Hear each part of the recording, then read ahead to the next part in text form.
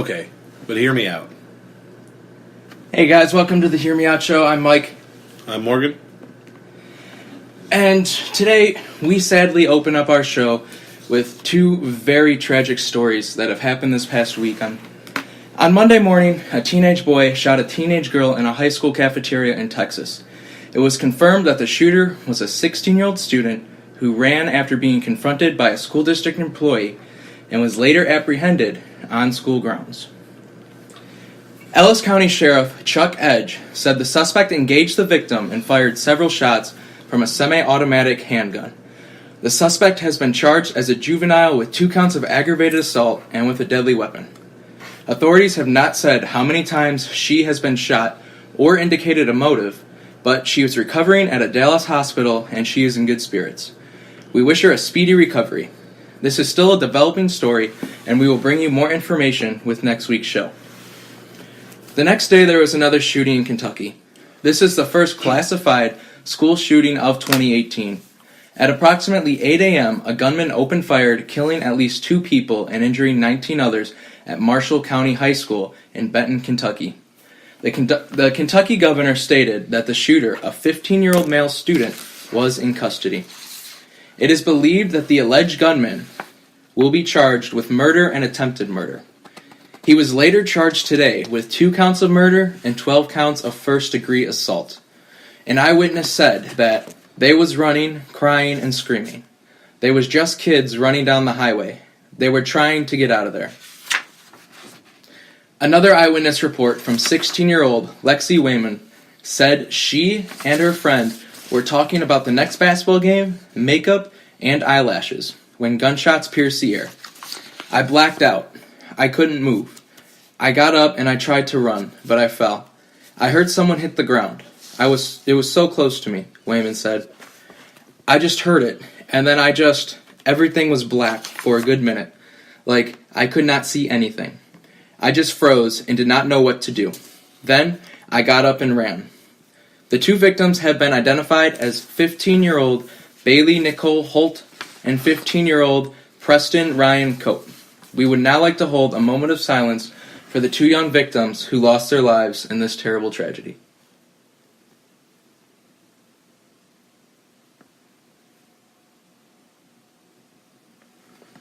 These stories are still developing, so on our next week's show, we will bring you more information as we see fit and as it comes through.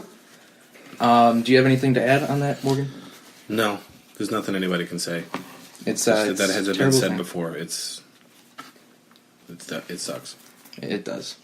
All right, well, let's get out of some sad news and let's talk some business. We got our special guest here, Travis Carter. Travis, you on the line? I'm here. There's Travis.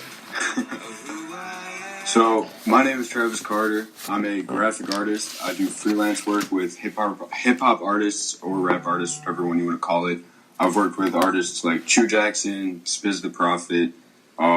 Through Chew Jackson, I got to work with Rob Stone, which was really cool. And then that's about it for my freelance work. And on top of that, I also run a brand called Boki or BKE Streetwear, whichever one.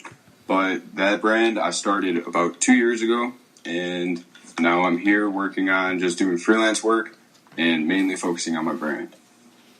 Awesome. Yeah, I've checked out some of your stuff, man. It's hot. I like it a lot. It's Thank you.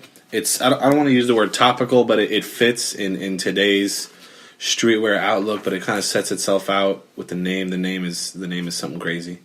I like that a lot. Where'd you come up with that? It's unique. Yeah, where'd you come up with that, Boki? I got it from, I had a dog back when I was younger, and his name was Bogey, but when I first started doing my artwork, I started off with graffiti, so when I was trying to figure out a name to use, I came up with Bogey, but I couldn't really write a G that well, so I just switched it to a K, and yeah, I got Bogey. I like it. That's cool. So, okay, you said it was something, the BKE too before that, right? Yeah. Did you get the BKE because there's a B and then a K and then an E? In Boki? Yeah, pretty much. It's just, I mean, it's not necessarily, like, I get asked a lot if it's an acronym, and it's not an acronym, it's just BKE, just short for Boki, because there's B, then the O, then the K, and then obviously the E at the end.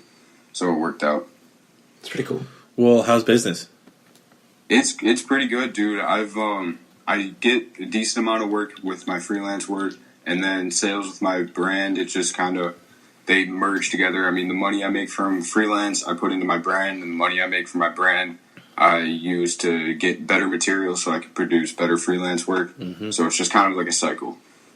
That is the key. I mean, so many times on the show Shark Tank, people come up and they say, "I'd like $150,000 for whatever," and then the sharks ask them, "What do you plan to do with the money?" "Well, I want to pay myself first," and it automatically turn off. In order to have something that you have with both projects that you work on, it is so key. It is so awesome that you think to yourself, even as like a teenager, to think, I want to take this money and I want to put it back in and I want to build something.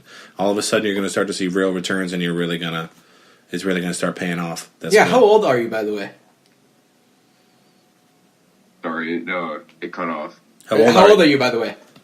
I am 17. 17 years old. And how long have you been doing this? It depends. If you're talking about my brand, I've had the brand for 2 years, but as an artist, I've been going for 6 years, almost 7. But Damn, I never so that's started what? taking it as a job until maybe 2 or 3 years ago. Well, I tend to believe that people are born artists. So let's say you've been an artist for 17 years. Yeah. Yeah, there you Because go. you've probably always been doodling or something like that, or drawing something. What you say you're an artist aside from creative development and computer work? What kind of art do you do? I mainly focus on graffiti artwork and character stuff. What I want to move into is more of animation cartoon style, but I need to I feel like I should probably perfect what I'm working on now before I try to learn something else. But I do occasionally take a break from what I do, take a break from the graffiti and try to work on more comic characters type styles. But no, my main focus is graffiti art though.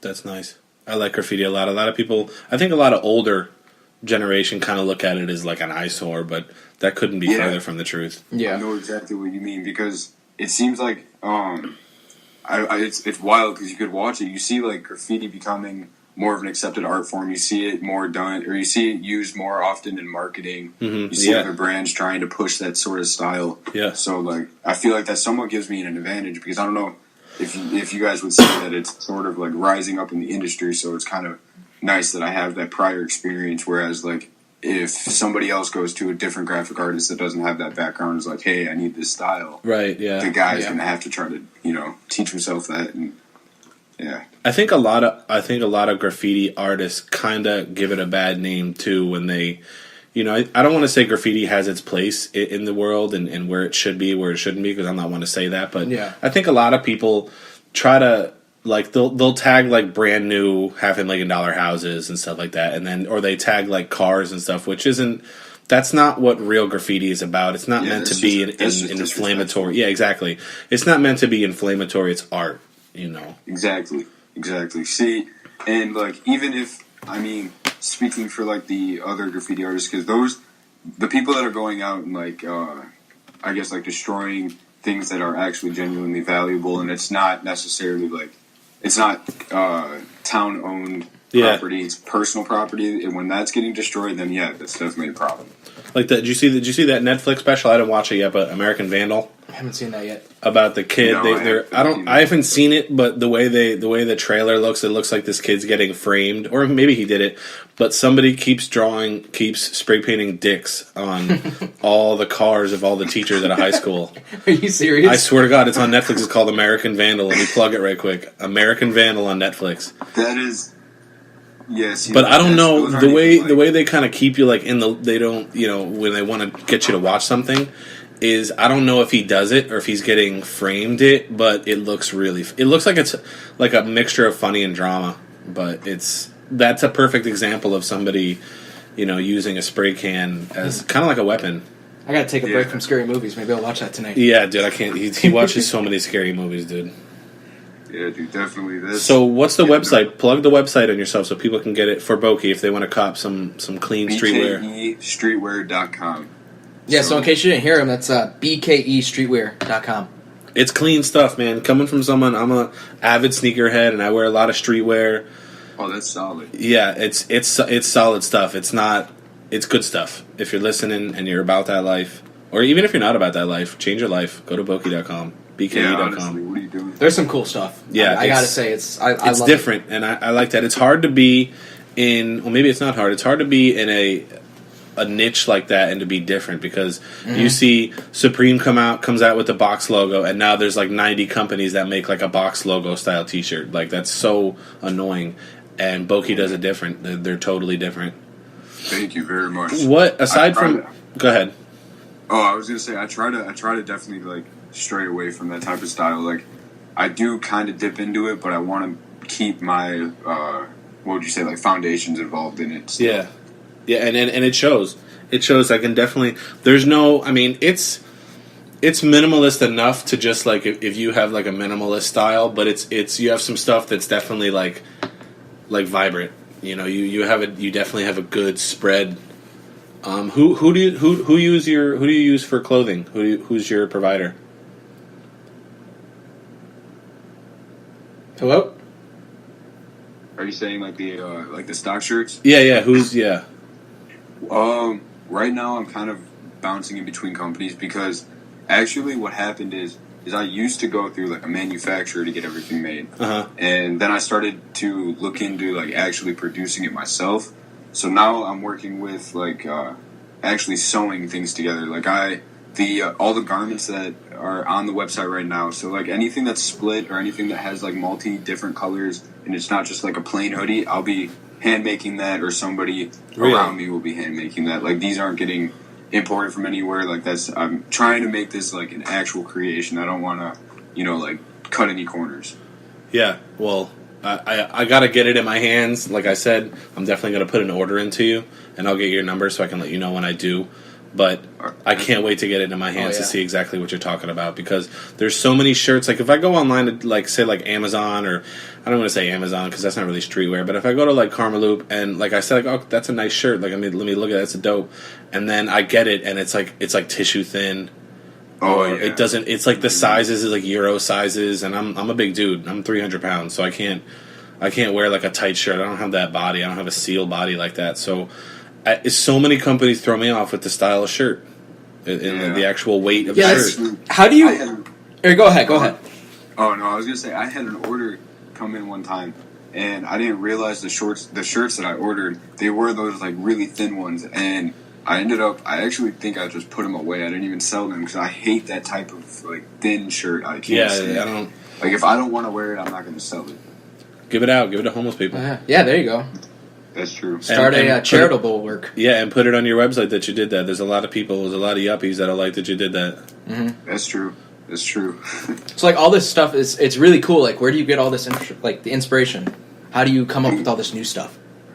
My main inspiration, I mean, it's kind of odd because like if you talk about my inspirations, I'm inspired by like a lot of people. So it ranges from like celebrities like Wiz Khalifa Yes. to people that I follow on Instagram that I've been following for however many years, and like they've just grown to be some of my favorite artists. Like there's this guy 3 Modes. He does crazy lettering work. I don't know if he would listen to this, but shout out 3 Modes. But just local artists, anybody really, like Shepard Fairey. He's awesome. The founder of Obey. Cause is definitely an Yeah, inspiration. I was just about to say Cause is on some other stuff, dude. I mean, Cause is Yeah, really, he really unbelievable. Do He's you really follow just, anybody on like, YouTube? Do I follow him or do I? Do you follow anybody on YouTube like Kai Somar or anything like that? The only YouTube artists I really followed were. Have you heard of Sive? No. SIVE? No.